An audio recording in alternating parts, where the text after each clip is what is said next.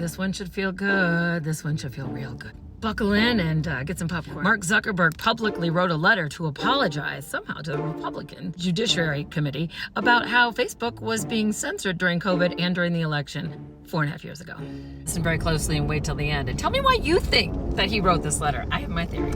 This is my reaction and I've sped it up so, for all the people with ADD, you can still get a good sense of the apology. I feel like this is an apology letter to me, Mark Zuckerberg. And I don't know if I accept yet. Let me read the letter. Meta CEO Mark Zuckerberg says senior Biden administration officials pressured Facebook to censor some COVID-19 content during the pandemic and vowed that the social media giant would push back if it faced such demands again. There's a lot of talk right now around the U.S. government interacting with companies like Meta, and I just want to be clear about our position. I'm sure he stayed up late writing this.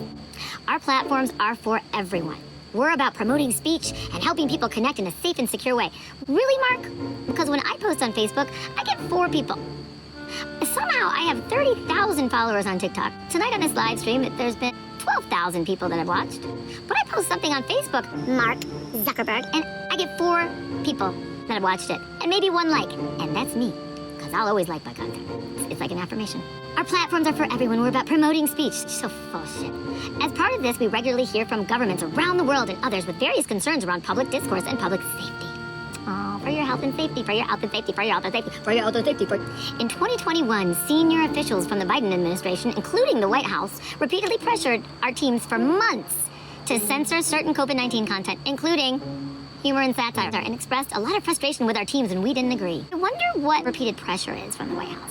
Is that like Hillary Clinton pressure, or is that just like encouraging pressure? I don't know. Ultimately, it was our decision whether or not to take the content down. Zuck, it's never been your decision, okay? And we own our decisions, including COVID-19 related changes we made to our enforcement in the wake of this pressure.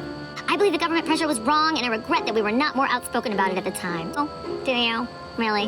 Now that we can see, #VAERS, VAERS. So we talk about it 5 years later. I also think we made some choices that, with the benefit of hindsight and new information, we wouldn't make today.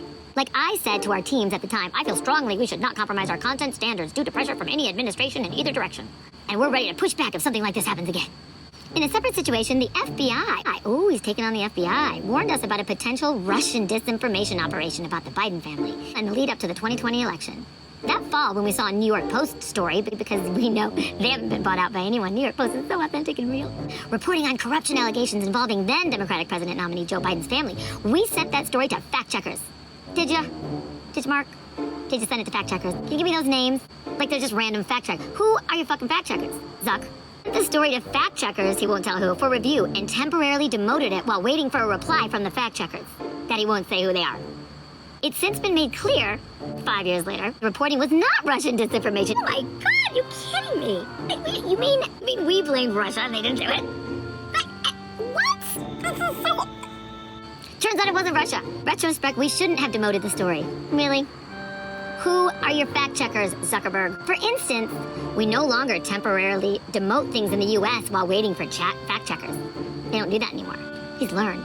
Last paragraph. Apart from content moderation, I want to address the contributions I made during the last presidential cycle. Something going on here. He must have been forced to write this apology letter because now he's basically saying, I want to address the last presidential cycle to support electoral infrastructure. The idea here was to make sure local election jurisdictions across the country had the resources they need to help people vote safely during a pandemic.